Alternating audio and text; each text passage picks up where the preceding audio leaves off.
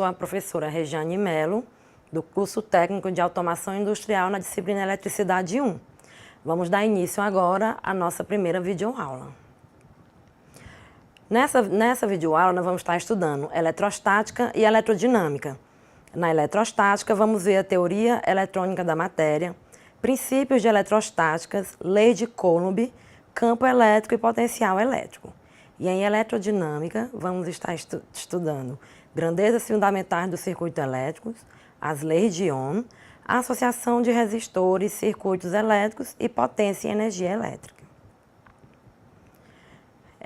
Eu sou Regiane Alves de Melo, sou graduada em Engenharia Elétrica, especialista em automação industrial e ministra da disciplina de Eletricidade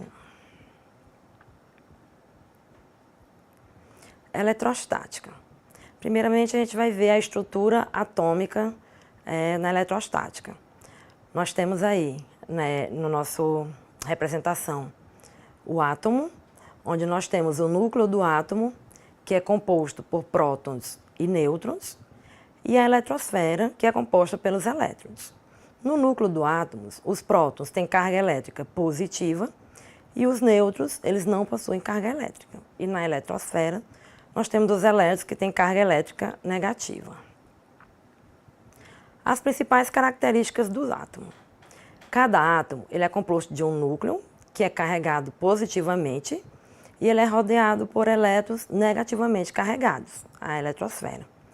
Os elétrons de todos os átomos eles são idênticos. Cada um deles possui a mesma quantidade de carga negativa e a mesma massa. Prótons e nêutrons, eles constituem um núcleo. Os prótons são cerca de 1.800 vezes mais massivos do que os elétrons, mas carregam consigo a mesma quantidade de carga positiva que os elétrons possuem de carga negativa. Os nêutrons, eles possuem uma massa ligeiramente maior do que a dos prótons e não possuem carga elétrica. Então, os nêutrons eles têm carga elétrica positiva e negativa em mesma quantidade, o que caracteriza dizer que eles não possuem carga elétrica. Normalmente, os átomos possuem o mesmo número de prótons e o mesmo número de elétrons, de modo que possui carga elétrica líquida nula. Ou seja, o normal é que o átomo ele seja neutro, tenha o mesmo número de elétrons e o mesmo número de prótons. A carga elétrica. Os prótons e os elétrons, eles são portadores de carga elétrica. A carga elétrica elementar, ela corresponde ao valor de 1,6 vezes 10 a menos 19 Coulomb. A quantidade de carga elétrica de um corpo é dada pela expressão Q é igual a mais ou menos N vezes E, onde o Q é a quantidade de carga elétrica que se deseja determinar, o E é a carga elétrica elementar, que é 1,6 vezes 10 a menos 19 Coulomb, e mais ou menos é o número de prótons ou o número de elétrons em excesso. Se for uma carga positiva, a gente utiliza o sinal mais. Se for uma carga negativa, utiliza-se o sinal menos. Corpos neutros e corpos eletrizados. Os objetos materiais eles são formados por átomos, o que significa que eles são constituídos de elétrons e de prótons, assim como de nêutrons. O objeto neutro ele possui o mesmo número de elétrons e o mesmo número de prótons. Por essa razão, ele é neutro. Já o corpo eletrizado, ou o corpo eletricamente carregado, ele apresenta um desequilíbrio no número de prótons e no número de nêutrons. Se ele for eletrizado negativamente, ele tem um excesso de número de elétrons. Se ele for eletrizado positivamente, tem um excesso de número de prótons. Corpos neutros e corpos eletrizados. Então, o corpo negativamente carregado, nele, o número de elétrons é superior ao número de prótons. Por isso, ele tem carga elétrica negativa. O corpo positivamente carregado, o número de prótons é superior ao número de elétrons. E por essa razão, ele é positivamente carregado. Então, temos aí o exemplo de um corpo eletricamente neutro, onde o número de prótons é igual ao número de elétrons. Um corpo eletrizado positivamente, onde a gente observa que tem um excesso de prótons. E um corpo eletrizado negativamente, onde a gente observa que tem um excesso de elétrons. Princípios fundamentais da eletrostática. A eletrostática, ela obedece dois princípios fundamentais. O primeiro, corpos de sinais iguais, eles se repelem, e corpos de sinais diferentes, eles se atraem. Ou seja, nós temos que se temos dois corpos diferentes com carga positiva, eles vão se repelir. A mesma coisa acontece se os dois corpos tiverem carga negativa. No entanto, se a gente tem dois corpos diferentes e eles têm um é positivo e o outro é negativo, eles vão se atrair entre si. Então, esses são os dois princípios fundamentais da eletrostática. Na eletrostática, nós temos também a lei de Coulomb, que é obedecida para esses corpos eletrizados. Então, segundo Coulomb, a intensidade da força de atração ou repulsão entre duas cargas elétricas, ela é diretamente proporcional à quantidade de carga de cada corpo e, portanto, ao seu produto, é inversamente proporcional ao quadrado da distância entre as cargas e ainda depende do meio onde estão colocadas as cargas. Então, nós temos aí a fórmula. O F, que é a força elétrica, é igual a K, Q1 vezes Q2, dividido por D ao quadrado, onde o F é a intensidade da força de atração ou repulsão em Newton, o K é a constante eletrostática e o seu valor depende do meio e do sistema de unidade utilizados. Q1 e Q2 são os módulos da carga pontiforme, em Coulomb, e D é a distância entre as cargas, e a unidade dele é o metro. Campo elétrico. Existe uma região de influência da carga Q, onde qualquer carga de prova Qzinho nela colocada estará sob a ação de uma força de origem elétrica. A essa região chamamos de campo uniforme. O campo elétrico é uma grandeza vetorial. A figura abaixo ela mostra a orientação do campo elétrico para uma carga positiva e para uma carga negativa. Então, nós temos aí na figura o Q para a carga positiva e negativa. Temos que o E é igual a F sobre Q, onde o E é o campo elétrico, que é em Newton por Coulomb, o F é a força, que é dada em Newton, e o Q é a carga de prova, que é dada em Coulomb. Potencial elétrico. Considerando um campo elétrico originado por uma carga pontiforme Q, define-se como potencial elétrico VA, num ponto A, desse campo. O trabalho realizado pela força elétrica por unidade de carga para deslocá-la desse ponto A até o infinito. Então, você tem uma carga, tem um potencial no ponto VA, o potencial elétrico vai ser o trabalho para deslocar essa carga até um ponto qualquer que você define no infinito. Nessas condições, o potencial elétrico é dado por VA é igual a K0 vezes Q sobre dA, onde K0 é denominada a constante eletrostática e o seu valor no Sistema Internacional de Medidas é 9 vezes 10 a 9 N por metro ao quadrado, Coulomb. O potencial elétrico é uma grandeza escalar associada a cada ponto do campo elétrico, ficando determinado apenas pelo seu valor numérico. Portanto, pode ser positivo ou negativo, dependendo apenas do sinal da carga criadora do campo elétrico. 1 volt é o potencial de um ponto que fornece a carga de 1 Coulomb. Nele colocamos uma energia de 1 joule. Então, 1 volt corresponde a 1 joule sobre 1 Coulomb. Na eletrodinâmica, nós temos algumas grandezas fundamentais do circuito elétrico, que são elas: tensão elétrica, corrente elétrica e resistência. A tensão elétrica é a força que impulsiona os elétrons através de um condutor, realizando o trabalho. Sua unidade é o volt. E a tensão elétrica ela pode ser de dois tipos: a tensão CC, contínua, e a tensão CA, tensão alternada. O outro elemento, corrente elétrica. A corrente elétrica em um condutor é o movimento ordenado de suas cargas livres, devido à ação de um campo elétrico estabelecido no seu interior pela aplicação de uma DDP, que é uma força, entre dois pontos desse condutor. O sentido da corrente ele é convencional. Como o deslocamento das cargas livres, ela se dá de modo convencional ou modo real. Na figura nós temos mostrando o sentido convencional e o sentido real.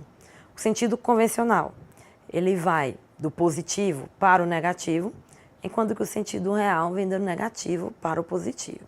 Esse é o sentido da corrente elétrica.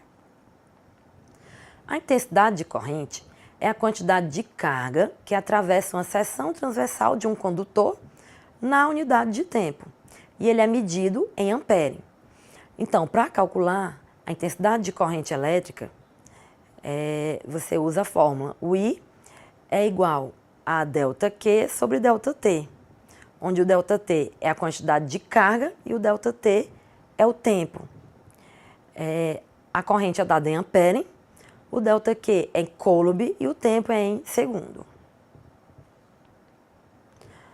A outra unidade de eletrodinâmica é a resistência elétrica. O que seria a resistência elétrica?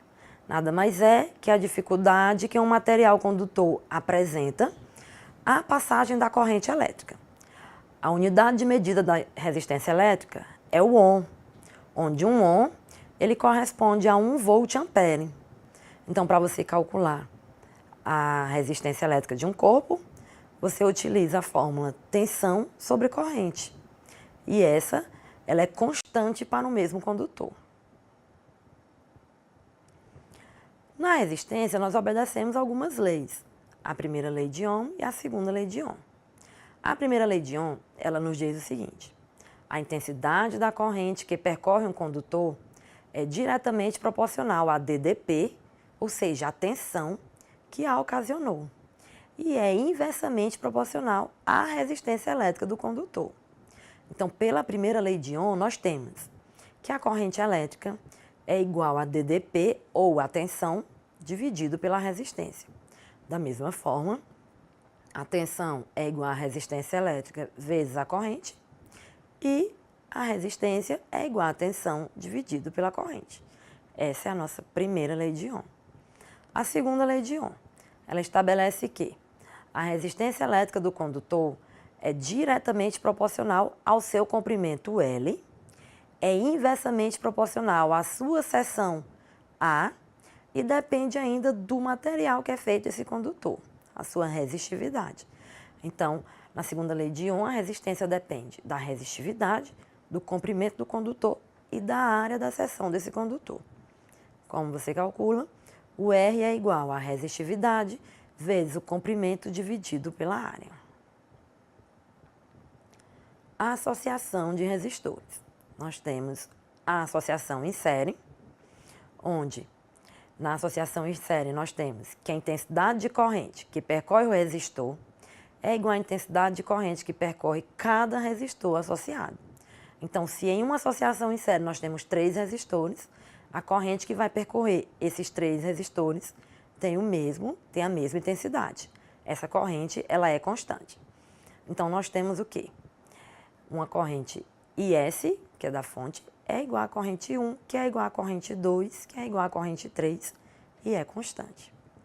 Ainda na associação em série, a DDP entre os seus terminais é a soma das DDPs entre os terminais de cada resistor associado.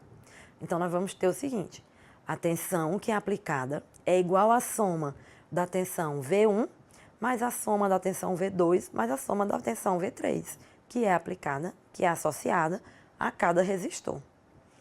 E a resistência equivalente na associação em série é igual à soma das resistências de cada um dos resistores associados.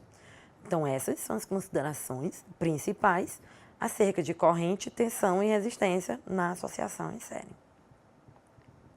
A associação em paralelo.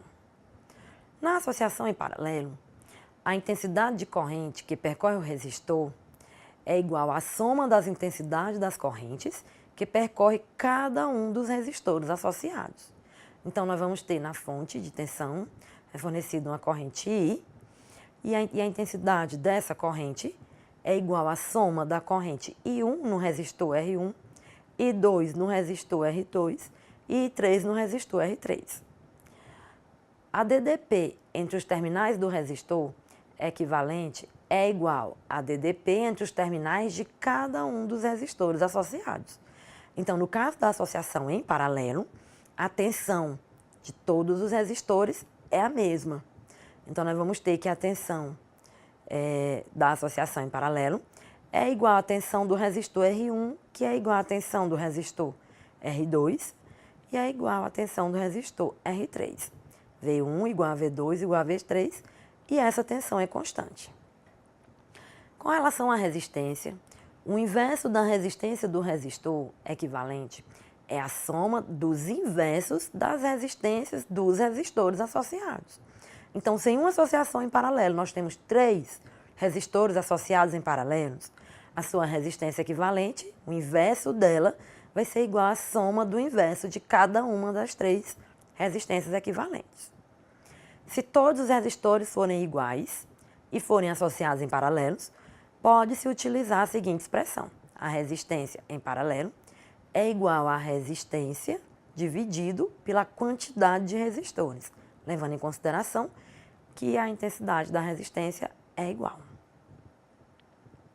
Circuitos elétricos. Então, dada associações de resistores, nós podemos ver os circuitos elétricos. Os circuitos elétricos obedecem a algumas leis. A primeira lei é a lei de Kirchhoff, para a resolução desse circuito. A lei de Kirchhoff, ela nos diz, a primeira lei, nos diz que a soma das correntes que chega a um nó do circuito é igual à soma das correntes que saem do circuito. Então, se eu tenho um circuito, eu escolho um nó central, eu vou observar as correntes que estão entrando e as correntes que estão saindo desse nó. Essa é a primeira lei, nos diz que a soma das correntes que estão entrando tem que ser igual à soma das correntes que estão saindo. Nessa figura, nós temos a corrente I1 e I2 saindo, a corrente I1 entrando, a corrente I2 e a corrente I3 saindo. Então, a corrente I1 que está entrando é igual à soma da corrente I2 mais I3. A segunda lei. A segunda lei, ela nos fala que a soma dos produtos das correntes pelas resistências, ou seja, a queda de tensão em cada malha do circuito, é igual à tensão aplicada a essa malha.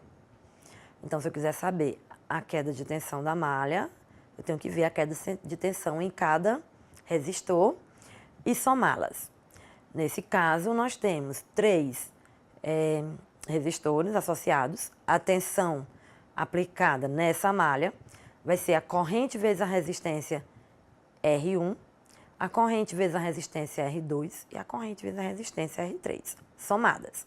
Essa é a segunda lei da termodinâmica. Potência e energia elétrica.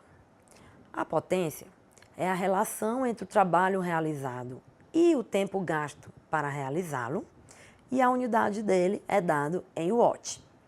A medida de potência é feita através do watímetro. Energia é o trabalho total realizado na transformação de energia elétrica em outra forma de energia.